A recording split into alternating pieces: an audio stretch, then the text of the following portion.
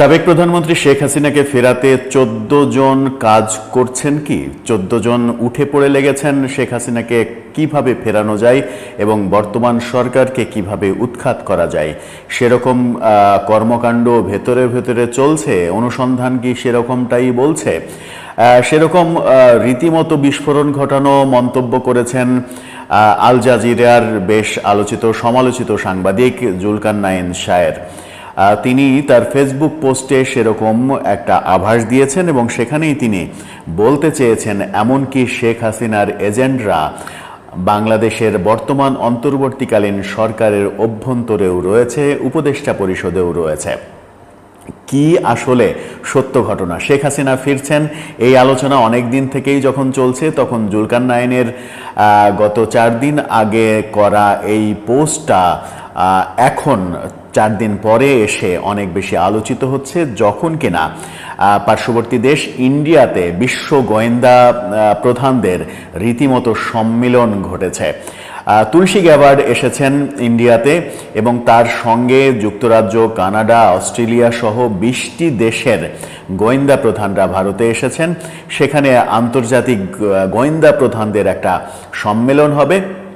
তুলসী Gabbard ভারতের অজিত দোভাল সহ প্রধানমন্ত্রী নরেন্দ্র মোদী, জয়শঙ্কর বিদেশমন্ত্রী তাদের সঙ্গে বৈঠক করবেন এবং সেই বৈঠকে দক্ষিণ এশীয় আঞ্চলিক নিরাপত্তার বিষয়ে আলোচনা হবে, যেখানে পাকিস্তান এবং বাংলাদেশ ইস্যু প্রাধান্য পাবে। আর একটা বড় ব্যাপার, বাংলাদেশের সরকারকে নিয়ে আলোচনা হবে। এই আলোচনা যখন হচ্ছে তখন বাংলাদেশ সরকারের ২৬শে মার্চকে নিয়ে উদাসীনতা চোখে পড়েছে।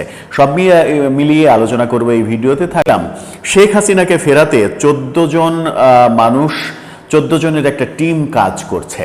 সেটি সত্য? সেই ঘটনা যদি সত্য হয় তাহলে শেখ হাসিনা ফেরার ব্যাপার নিয়ে যে আলোচনাটা চতুর্দিকে চলছে, এমনকি গতকালকের ভিডিওতেও আমরা বলেছিলাম, সেটি কি সত্য হতে চলেছে? আল জাজিরার আলোচিত সমালোচিত সাংবাদিক জুলকারনাইন শায়ের তার করা গত ৪ দিন আগের একটা ফেসবুক পোস্ট এই সময়ে এসে ৪ দিন পরে এসে বেশ আলোচনা তৈরি করেছে। সেখানেই তিনি বর্তমান উপদেষ্টা সরকারের ভেতরেও উপদেষ্টা পরিষদেও শেখ হাসিনার এজেন্ট রয়েছে এমনটা বলার চেষ্টা করেছেন। সেনাবাহিনীর মধ্যে শেখ হাসিনার এজেন্ট কাজ করছে, সেনাবাহিনীকে অস্থির করার চেষ্টা করছে, সেই কথা বলার চেষ্টা করেছেন। সচিব, আমলা, পুলিশ সব জায়গাতেই শেখ হাসিনার এজেন্টরা কাজ করছেন এমন কথাও বলার তিনি চেষ্টা করেছেন। সব থেকে ভয়াবহ কথা, বর্তমান সরকারের জন্য যেটা ভয়াবহ ব্যাপার, সেটা হচ্ছে জুলকারনাইন শায়ের তিনি বলার চেষ্টা করেছেন বর্তমান উপদেষ্টা পরিষদে শেখ হাসিনার অনেকজনই রয়েছেন যারা চেষ্টা করছেন শেখ হাসিনাকে কিভাবে ফেরানো যায়।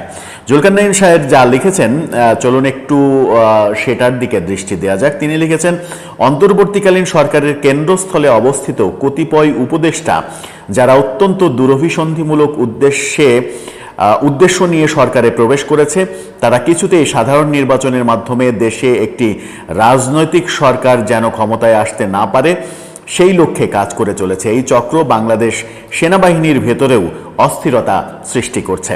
সরকারের বাইরে থাকে এই চক্রের কয়েকজন অনুঘটকের নাম আমি আগেও বেশ কয়েকবার উল্লেখ করেছি। যদি অনতিবিলম্বে এদের বিষয়ে যথাযথ ব্যবস্থা গ্রহণ না করা হয় তাহলে বাংলাদেশের সার্বভৌমত্ব হুমকির সম্মুখীন হবে।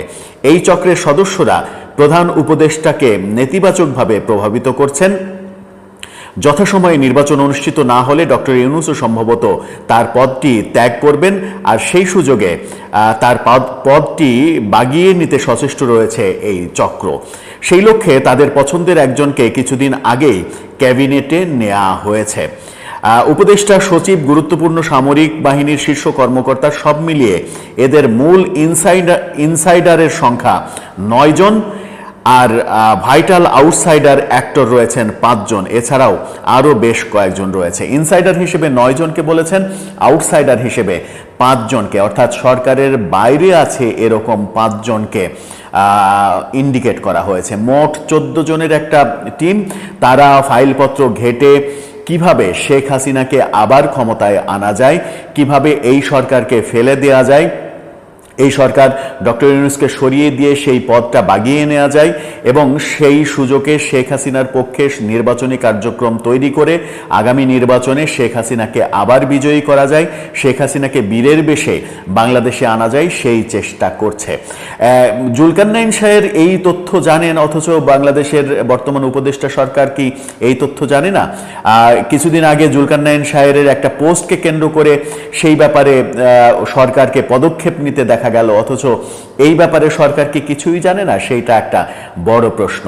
তাহলে কি যে আলোচনাটা ভারতের প্রথম সারির গণমাধ্যমগুলো উস্কে দিয়েছে, প্রথম সারির গণমাধ্যমগুলো প্রতিনিয়ত বলছে শেখ হাসিনা বীরের বেশে ফিরছেন এবং প্রধানমন্ত্রী হিসেবেই ফিরছেন, সেই আলোচনাটা সত্য হতে চলেছে?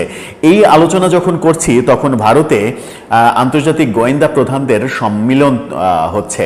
তুলসী গ্যাবার্ড ভারতে আসবেন একথা আমরা আগেই জানিয়েছিলাম, অবশেষে তিনি এসেছেন। থাইল্যান্ড সফর শেষে ভারতে এসেছেন। তুলসী গ্যাবার্ডের সঙ্গে কানাডা, যুক্তরাজ্য, অস্ট্রেলিয়া সহ 20টি দেশের গোয়েন্দা প্রধানরা এসেছেন। সেখানে একটা সম্মেলন হবে। এরপরে তুলসী গ্যাবার্ড ভারতীয় বিভিন্ন স্টেক হোল্ডারের সঙ্গে মিটিং করবেন। সেখানে বাংলাদেশ এবং পাকিস্তান সম্পর্কে গুরুত্বপূর্ণ আলোচনা হবে। বাংলাদেশ সরকার নিয়ে ডোনাল্ড ট্রাম্পের যে ভাবনা, সেই ভাবনার একটা কপিও তুলসী গ্যাবার্ড ভারত সরকারের কাছে পৌঁছে দেবেন।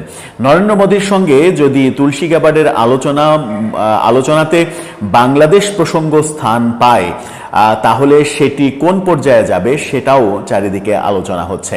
বাংলাদেশ ব্যাপারে যুক্তরাষ্ট্র কি ভাবছে এবং তুলসী গ্যাবার্ডের এই সফর শেষে পরিস্থিতি কোন দিকে যাচ্ছে সেটা মোটামুটি স্পষ্ট হবে। আগামীকালকে প্রধানমন্ত্রী নরেন্দ্র মোদীর সঙ্গে তুলসী গ্যাবার্ডের বৈঠক, যেখানে নরেন্দ্র মোদী ছাড়াও অজিত দোভাল থাকবেন, বিদেশমন্ত্রী জয়শঙ্কর থাকবেন, বিজেপির নেতা অমিত শাহ থাকবেন, এরকম গুরুত্বপূর্ণ কয়েকজন থাকবেন।